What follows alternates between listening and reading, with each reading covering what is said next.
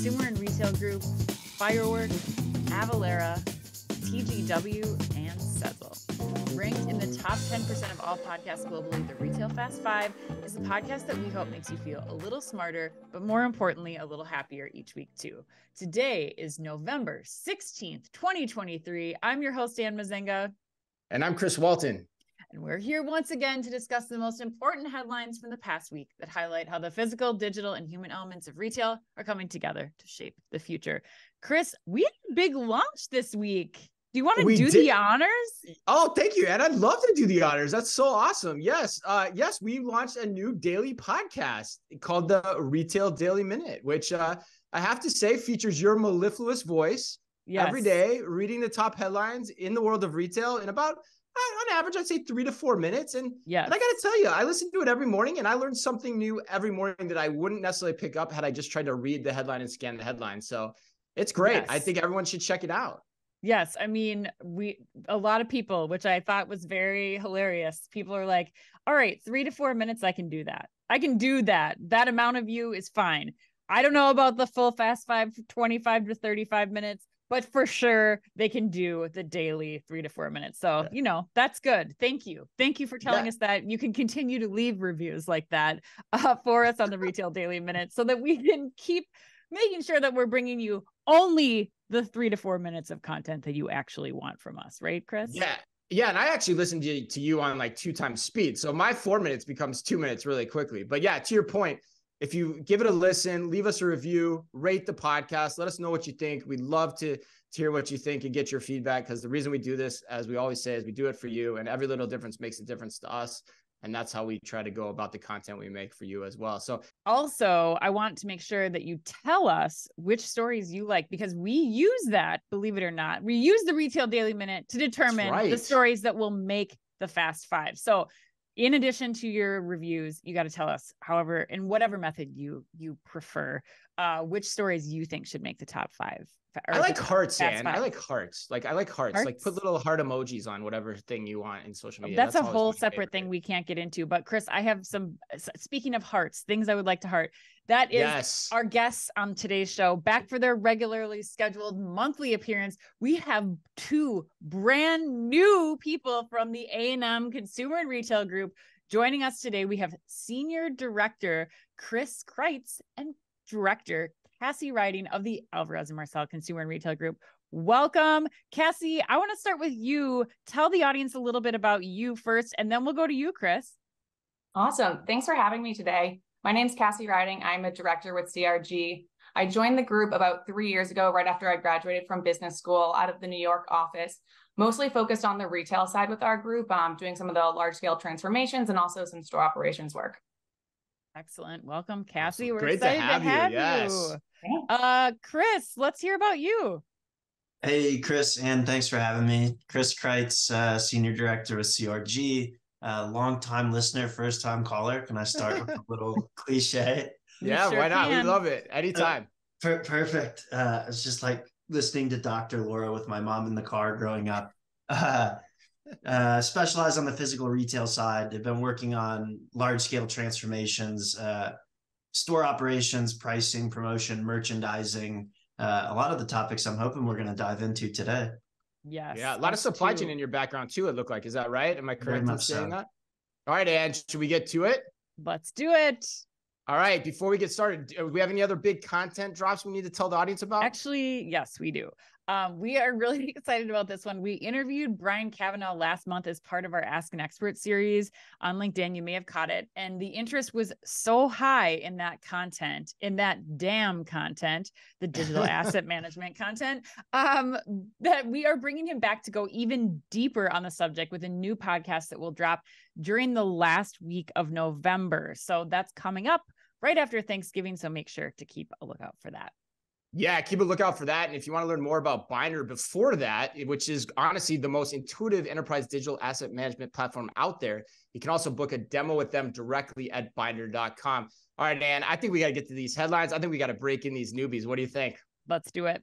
All right. In today's Fast Five, we've got news on Amazon and Meta's new partnership, Amazon's new Buy with Prime Assist program, Poshmark leveraging live streaming for the second year in a row for Secondhand Sunday, great alliteration, and a robotic restaurant concept from the founder of Chipotle. But we begin today with lots and lots of earnings news. And oh boy, it was a busy week. There's a lot of stuff in the headlines, Chris. Home Depot, Target, and Walmart all reported this week. And here are some highlights. According to CNBC, Home Depot posted fiscal third quarter earnings and revenue that beat expectations on a sales decline of 3% over the year prior period and indicated caution ahead in its remaining full year guidance. Target similarly beat fiscal third quarter earnings and revenue expectations, but said that it's seeing weaker discretionary spending and more deal hungry shoppers, with no meaningful changes expected for the holiday quarter and comp sales in a range of around a mid-single digit decline. Finally, Walmart, changing the game a little bit, beat sales and profit expectations with sales up over 5% year over year, but also sounded the caution alarm on its holiday outlook as well. Chris, we're going to go to you first here. Chris K, how do you think the retail boardrooms are looking at, like, what are they looking at amid this coming holiday season in light of these reports? What should we expect coming out of there? Yeah, so I think it's a really nice juxtaposition there, especially with the three you just went through. So you see Target and Home Depot down year over year. Target skewing towards that. Their offerings skewing towards that discretionary spend. Home Depot calls out big projects being down. Mm-hmm. Walmart is up on the strength of grocery, your everyday goods. Yep. So I think that's more of a tale of what consumer spending is going to look like going forward. I think what some of my clients are talking about and thinking through is, do we have to start revisiting, our AOP plans for next year as we look at what we had built in for price increases coming? As you see weakness in the segment, perhaps a lot of those prices they had been planning will actually go back the other way, and we'll start to see some clawbacks. So I think a lot of folks are revisiting that. The second thing I think people are talking about is, maybe bracing for a weaker holiday season, year over year. I think you see, the other one that was interesting to me was Walmart announcing that they're not going to be doing seasonal hiring this year. And I think there were some connotations of that in their earnings results, but basically bracing for, maybe a softer holiday season. Yeah, I saw something just this morning that said like gifting is down, like where you were buying 10 things for your family members. Now it's 9 that reports are anticipating this year. Cassie, you guys have dug into kind of other consumer sentiments, and I really want to tackle that angle of this with you. Tell me a little bit about what you're seeing or what you're seeing consumers doing on that same thread. Absolutely. So I think what we're seeing, the consumer sentiment is really mirroring what we're seeing in terms of the caution going into holiday. So we just released our biannual consumer sentiment survey, and nearly half of consumers are expecting to spend the same or less over the next 6 months on themselves and their family. So really not a good sign going into the holiday season. Specifically looking at the holiday season, majority of people are expecting to spend the same or less, especially on themselves during the holiday season. So they will continue to give, but give in smaller amounts. And so they're really focusing just their spend on their basic needs and less on gifts and indulgences. So they're prioritizing savings. And so it might be a tough holiday season. We actually saw that 5 in 10 consumers are actively preparing for a recession. So the continuous price increases are really being felt by consumers, and they just think that products and services are becoming too expensive, and it's a really barrier for them to spend. So as they expect prices to continue to rise, and I think the retailers are really going to feel that over the next few months. Yeah. So kind of echoing what we're hearing, like Brian Cornell saying, where people aren't just going out and buying the thing like they typically do at Target. They're waiting until it gets cold out and they need a sweatshirt and jeans versus, going in right away and just seeing something that inspires them. Chris, you're laughing at me when I say this. Yeah. I think that you might have some commentary. I'm laughing at this statement. Yeah. I'm laughing at this statement. Yeah. I always think it's funny when they start putting the weather in here. Like it's pretty early in the season. We're already blaming the weather on the lack of sweatshirts that are being bought at Target. But I agree with everything Chris and Cassie just said. I mean, fundamentally, I think it's pretty straightforward. And Home Depot, I think no surprise in their results. Yeah. Walmart too, they're still doing fairly well, but the caution was a little bit of a surprise to me. I actually didn't expect that this morning when we went on this podcast. I thought they'd be like gangbusters, really excited about, how Walmart. Yeah. So what did I say? No, you did. I was just clarifying between Walmart and Home Depot, just for my own sense. Yeah. Yeah. For you. Yeah. Walmart. So I thought I didn't expect them to be as cautionary, or for lack of a better word, pessimistic about the holiday. So that's an interesting wrinkle. But yeah, Target seems all over the place to me right now. And I mean, you got that comment that you just talked about. Cornell's on CNBC last night talking about how like customers are coming up to him and thanking him for putting products behind glass, which I cannot subscribe. That is the biggest BS statement in the human history of the world. Like, it may be true. Like, one crazy person came up to him and told him that, but it's not the truth, right? So like, there's just a difference there. And so I don't know. And you look at Target's a standout to me though. And I don't like talking about Target, but like, I think you have to ask, where's the beef, Ann? And by beef, I mean, where's the growth? Yeah. Digital sales are down 6%. 6%. Yeah.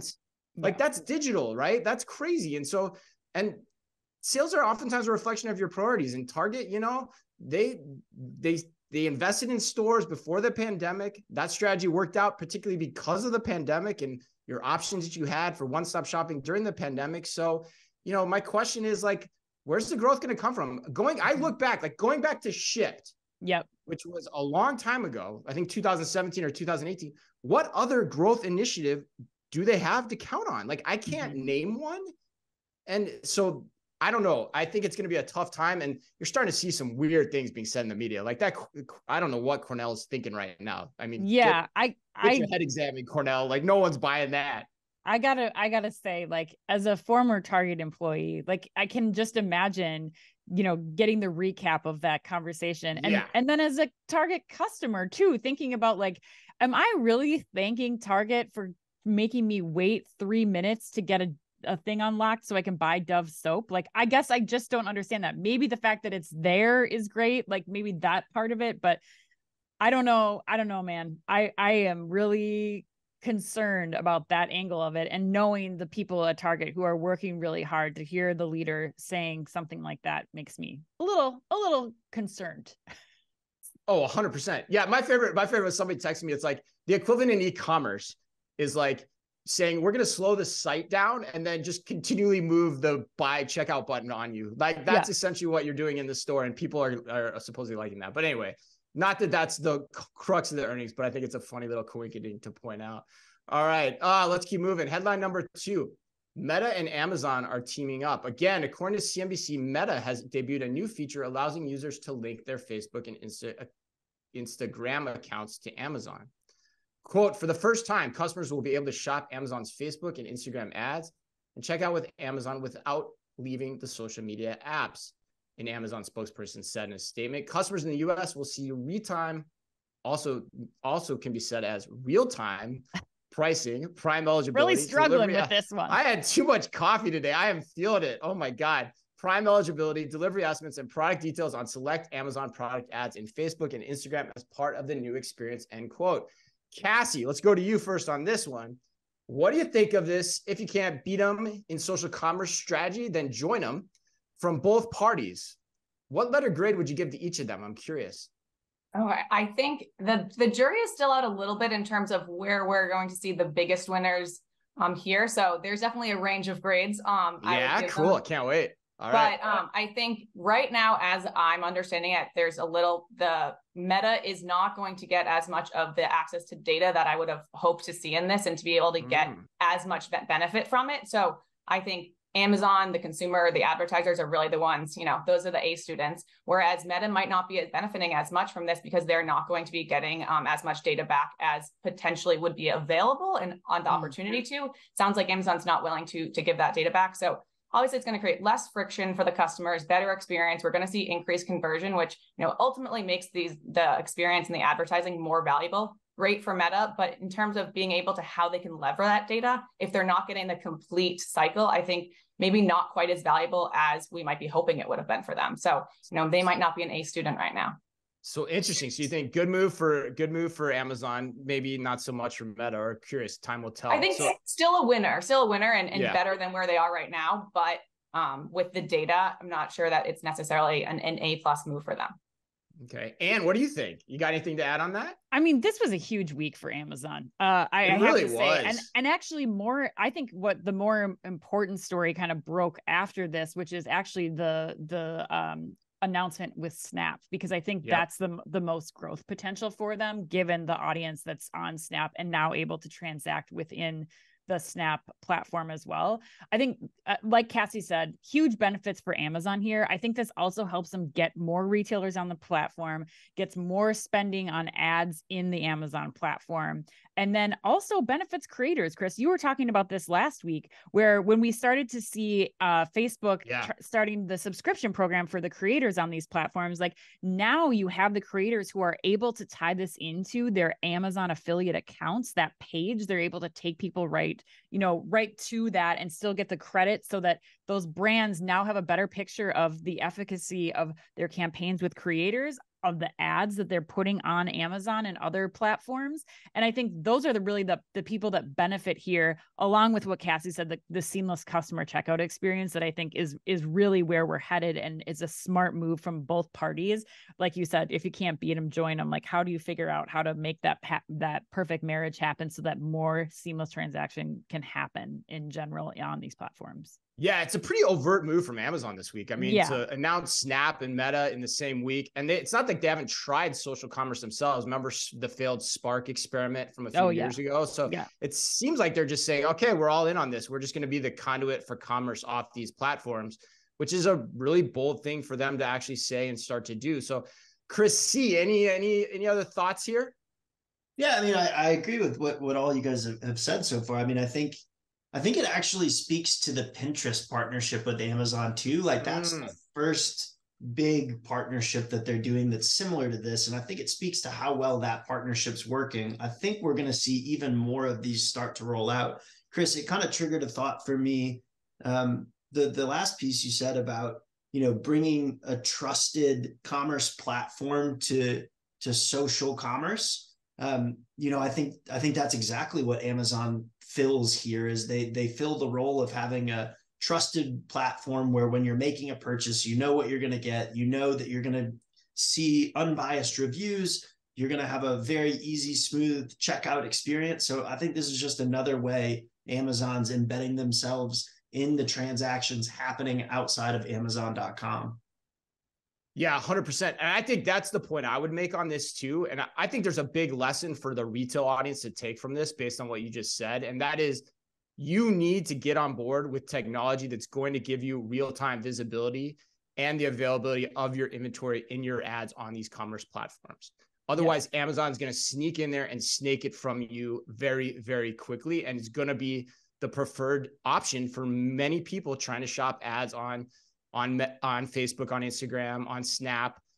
You have to go in that direction. So if you haven't listened to our podcast with Lucky, which is all about the technology that enables that to happen, I think you should. But the one last point I would make that I think has been missing from this discussion is TikTok.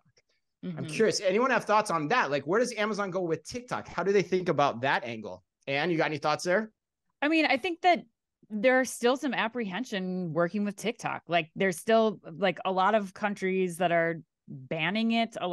There's still hurdles to get over, I think, with that platform. And TikTok has taken some pretty strong moves to create e-commerce facilities of their own. They're looking at product fulfillment on their own. Now, whether or not that'll be successful and they end up defaulting to Amazon is another thing. But I think there's still some hesitancy with that platform, unfortunately, for Amazon in this case. But that, I don't know. Kind of feels like a defensive move by Amazon too against TikTok in a lot of ways. All right.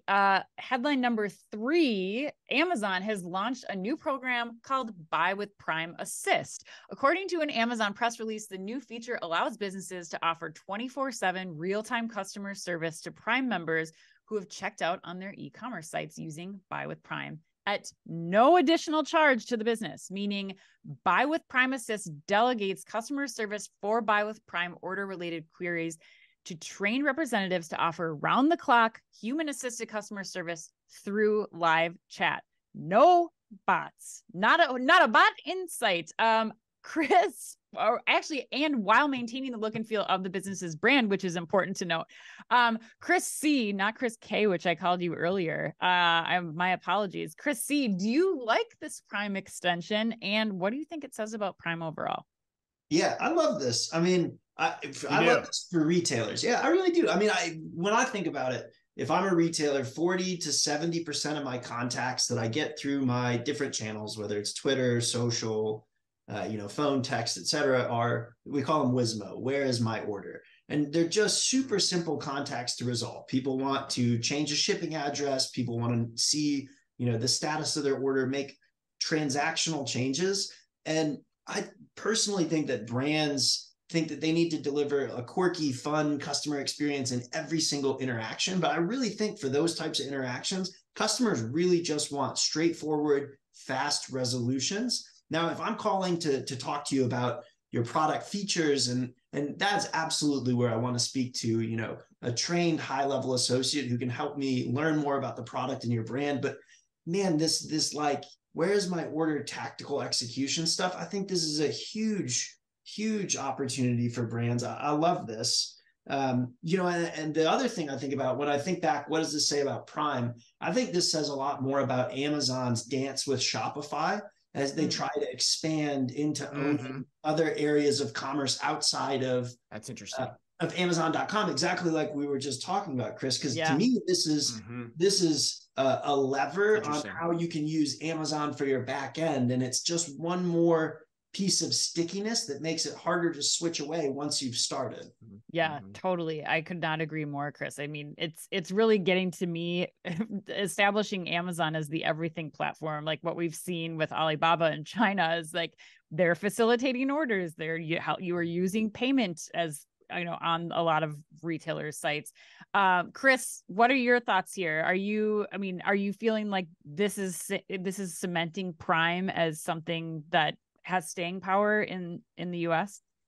Yeah, I mean, Chris C's points are really good. I mean, I never thought about the Shopify angle, especially in light of the other story. I'm glad we put these back to back because like you've got all these different platforms for commerce that now Amazon's becoming a linchpin inside of, right? Yep. And Amazon is the best at being the infrastructure for commerce. That's what they're good at, right? And that's what they should be good at. And the point about Prime that I would make to add on would be, I think, from a consumer perspective, Prime feels like it's kind of tapped out. Like how many more benefits can you give me as a Prime subscriber, right? There probably are some, but it's probably hard to come up with those, from a merchandising perspective. But in the business landscape, wide open, right? And so now you're just seeing the value over price of buy with Prime going up. So like this costs nothing. So now you're getting, and those points Chris brought up were great too. The Wismo thing, which I'd never heard of. That's a cool term. Cassie, what do you have to say to what what both Chris's were saying? What's your Chris's consensus? I mean, I largely agree with the Chris's, but I do think that there are some brands that this is not going to work for everyone. So, especially someone who customer experience and having brand control is super important to their core values. I just don't know if you want someone, yes, maybe they have a question of where is my order, but then next they have an actual question about their product. And that's confusing for the customer experience. So for the majority, yes, this is great that Amazon is going to be able to take this seamlessly, an actual human being able to talk with you through chat. That's great. It's great for the customer, very easy. But I do think there are some that it's not going to work with, especially something that's a more niche brand that, customer service representative who's answering a question about, a very basic product, then their next inquiry could be a little bit more fashion related because they have a where is my order? And then also I have a question about this other product as well I'm thinking about. And then I know that's supposed to be smart enough that it can direct that to the right place, but I'm interested to see how smart it is. And from a consumer standpoint, if they're know to go to one area for that, if they're thinking, oh, I need to go to a different place to ask this specific question.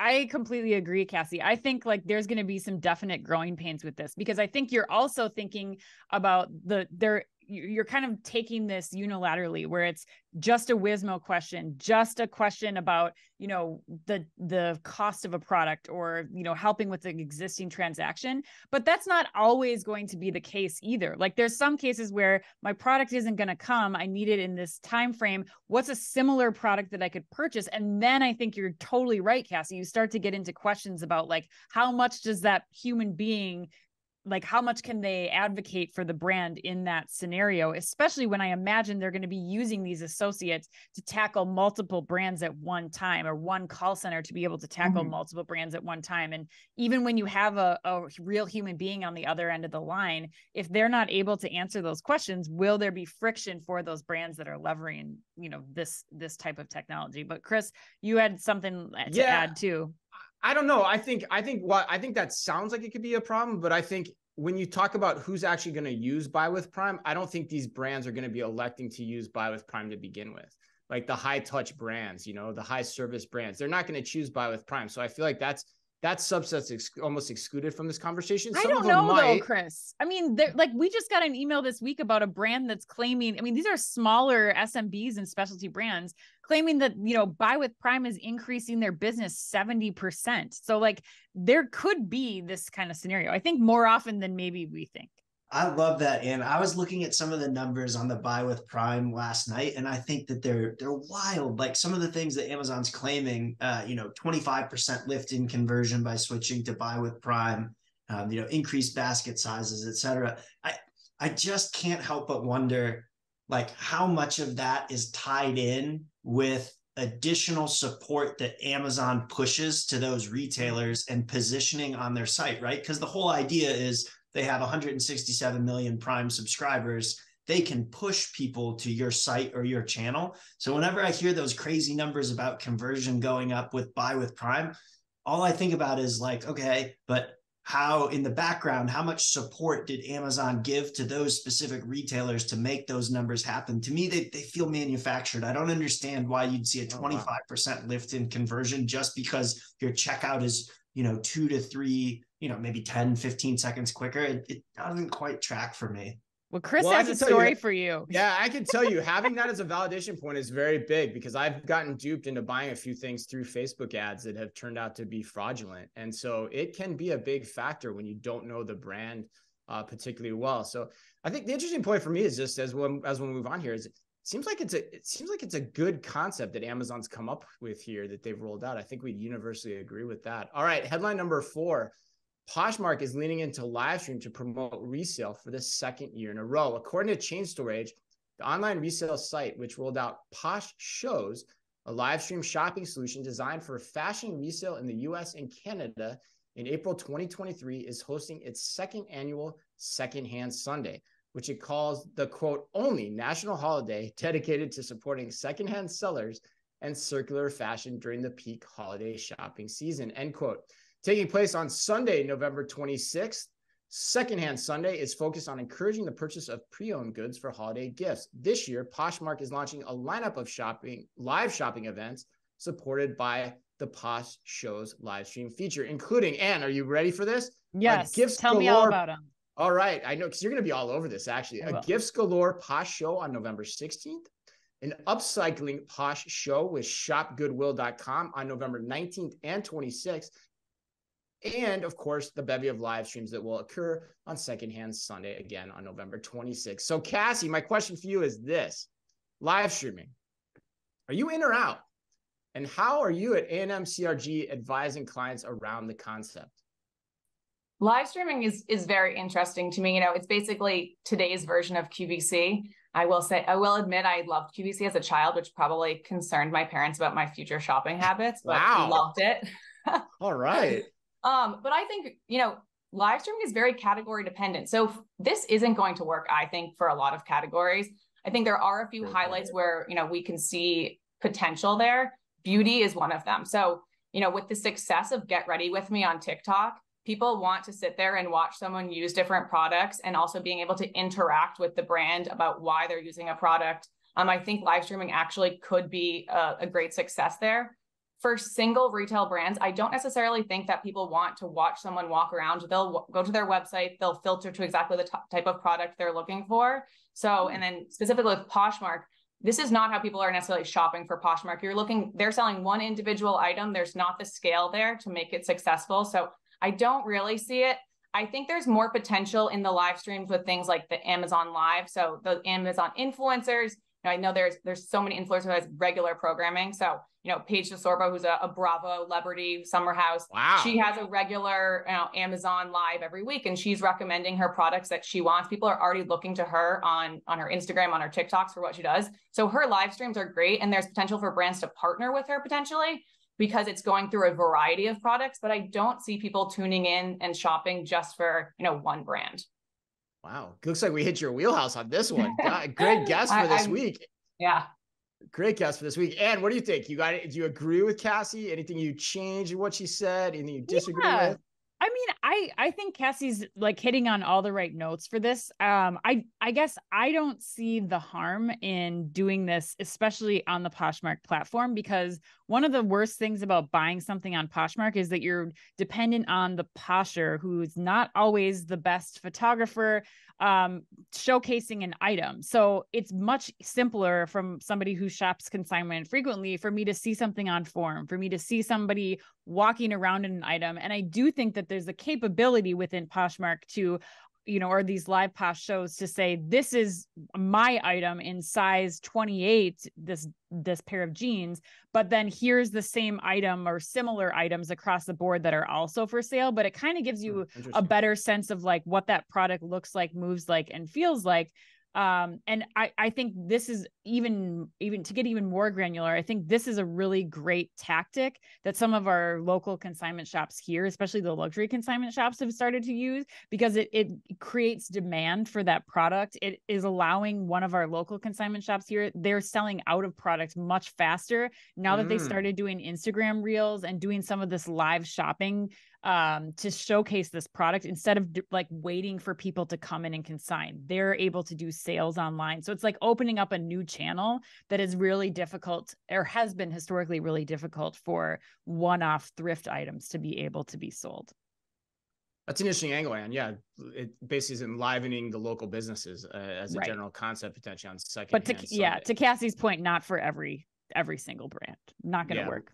Right. Yeah. It is category specific. I think there's also the other point I'd make. I think there's a time frame specificity here too. Like I think because you and I actually we participated in Best Buy's live stream last week, right? It was like on Thursday night, and we sat there, we watched it, and I don't know. My opinion is like it can be an additional revenue stream I would actually say for most brands during the holiday period. Because it's a fun way to interact. It makes you feel closer to the brand. Like I was feeling close to the brand. I was feeling close to you as we were like writing messages back and forth during the live stream. But, my big takeaway is, and you guys have hit on this, is if you're going to do it, you have to do it on your own platform, which is what Best Buy didn't do. I think they're probably thinking through that in the long run, but you got to do it on your own platform. And then that way customers can go there, they can see the content, it can live on in perpetuity, and you can play the content until the items basically run out, which I think is a great point when you think about it in that context of what you said with the local consignment shops too, Anne. But Chris, any final words here? No, I agree with what you guys have said. It's interesting to me, and I just wonder if there's any way that like vertically integrated retailers could use this in like a different way. Ooh, I like where you're going with this. I just think through like all the challenges folks have had recruiting and retaining really good store associates.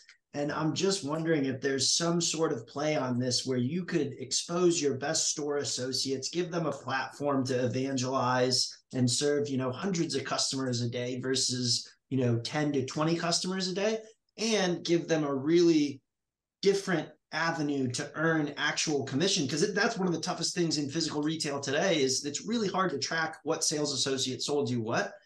I just wonder if there's any runway there.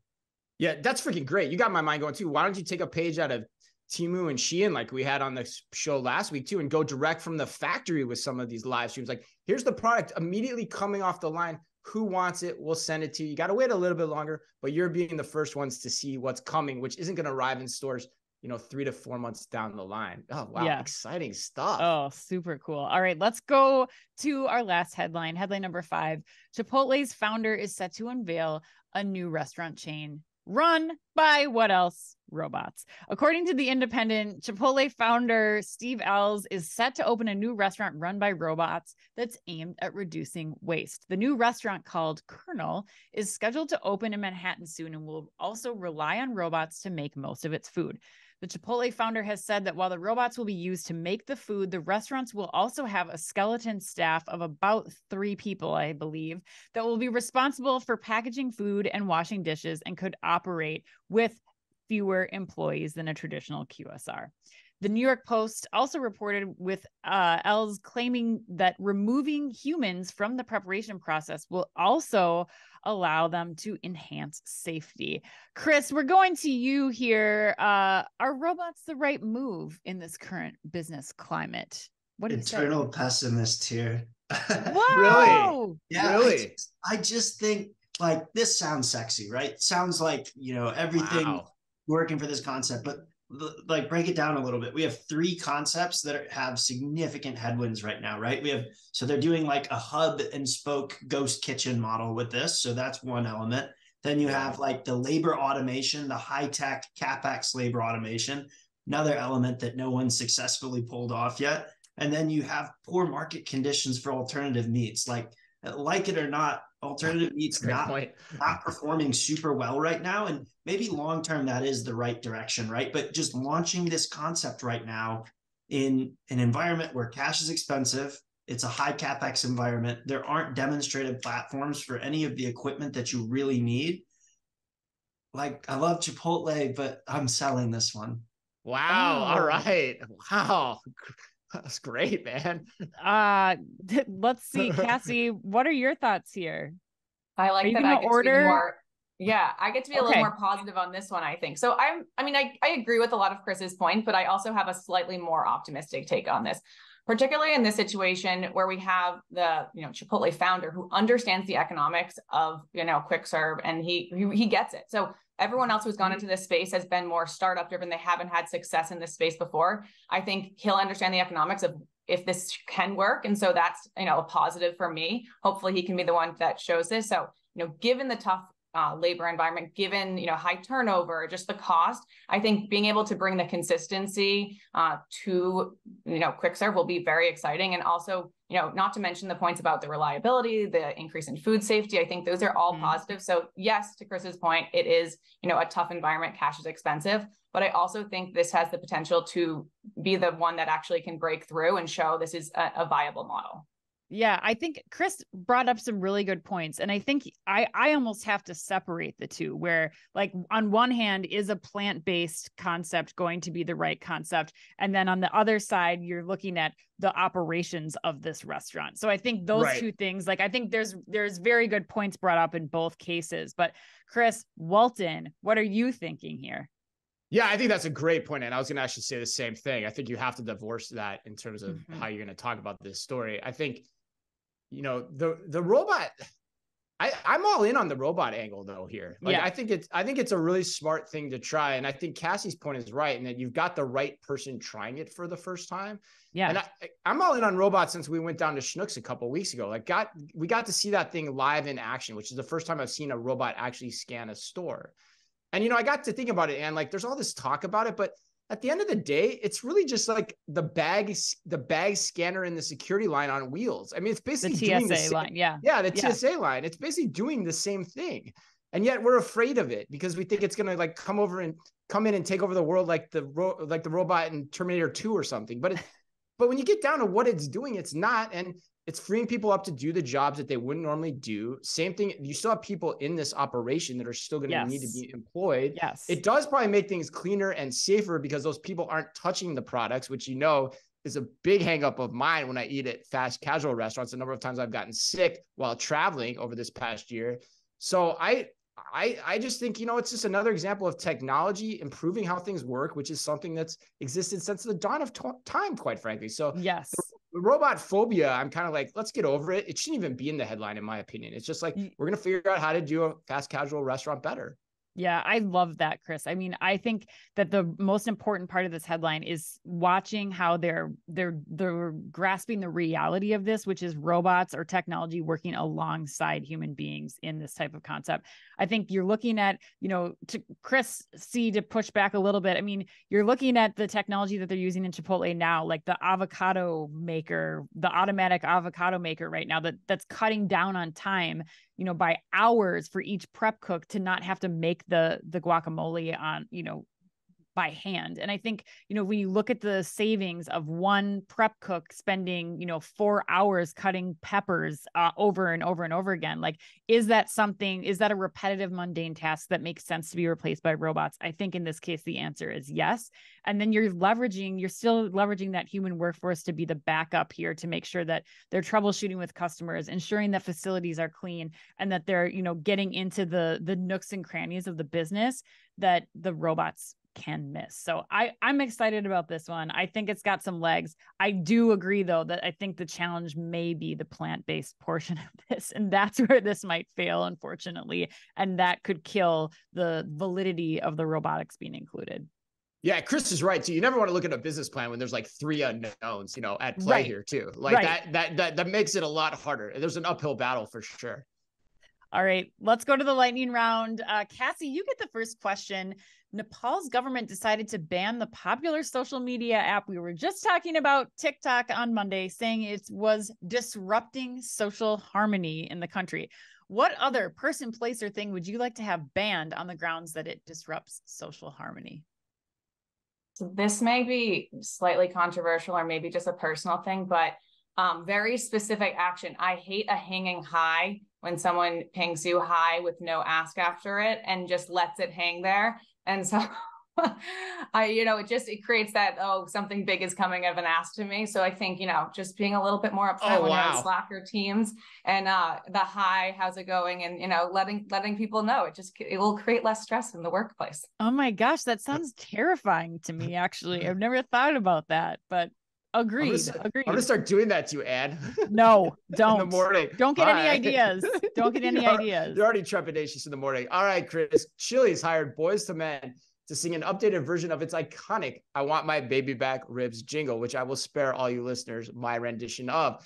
The song was last used in the mid-2000s, and many mistakenly at the time thought the R&B group originally recorded the hit. Chris, what is your favorite Boys to Men song? It's a tough question, Chris. I know. I couldn't name one. I can't.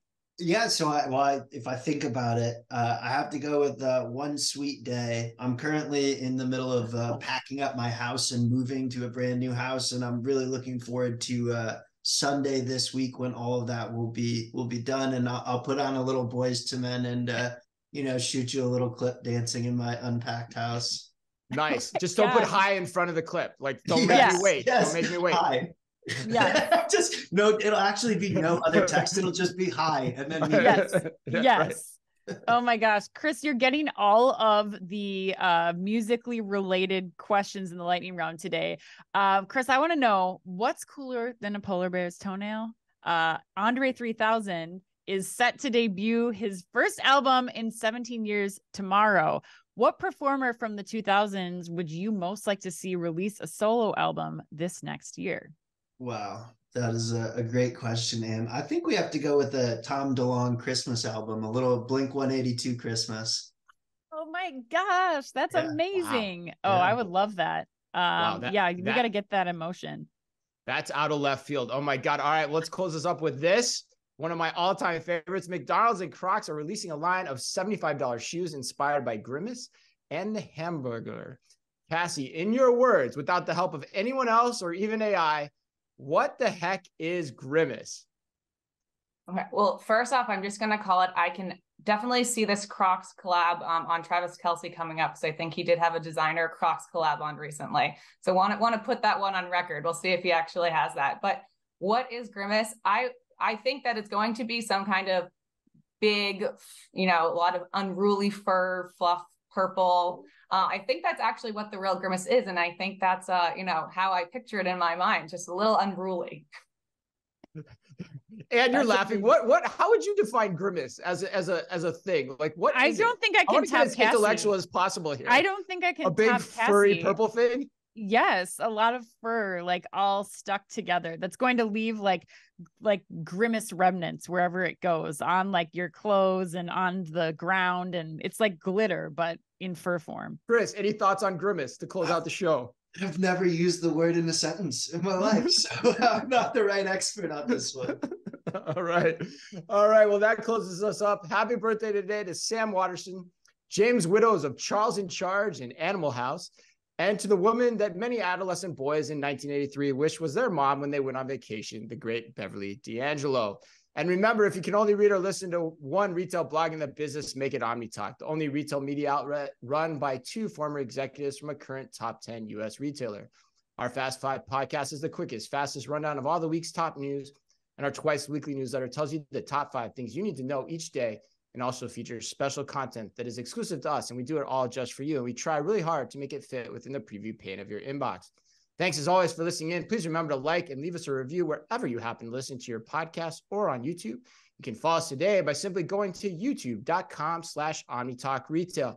Cassie, if people want to get in touch with you or anyone else at the Alvarez and Marsal Consumer and Retail Group, what is the best way for them to do that? Yeah, the best way, you can learn a little bit more about us on our website, alvarezandmarsal-crg.com, or find us on LinkedIn, Alvarez Marsal Consumer and Retail Group, and find Chris and I on LinkedIn as well, and feel free to reach out. Awesome. Well, it's great to have you both. So on behalf of Chris and Cassie and all of us here at OmniTalk Retail, as always, be careful out there. The OmniTalk Fast 5 is brought to you in association with the A&M Consumer and Retail Group. The A&M Consumer and Retail Group is a management consulting firm that tackles the most complex challenges and advances its clients, people, and communities toward their maximum potential. CRG brings the experience, tools, and operator-like pragmatism to help retailers and consumer products companies be on the right side of disruption. And Firework. Firework is the largest video commerce solution built for the world's leading brands. They empower brands with shoppable and live stream video on their own websites where people like to shop. Put your commerce in motion with Firework. Find out more at firework.com. And Avalara. Avalara makes tax compliance faster, easier, more accurate, and more reliable for 30,000 plus businesses and government customers in over 90 countries. Avalara leverages 1,200 plus signed partner integrations to power tax calculations, document management, tax return filing, and tax content access. Visit avalara.com to improve your compliance journey. And TGW. Revolutionize your grocery supply chain with TGW. Their experts tailor automation solutions to your needs, ensuring you have the edge. Work with TGW before your competition does. Discover more at tgw-group.com.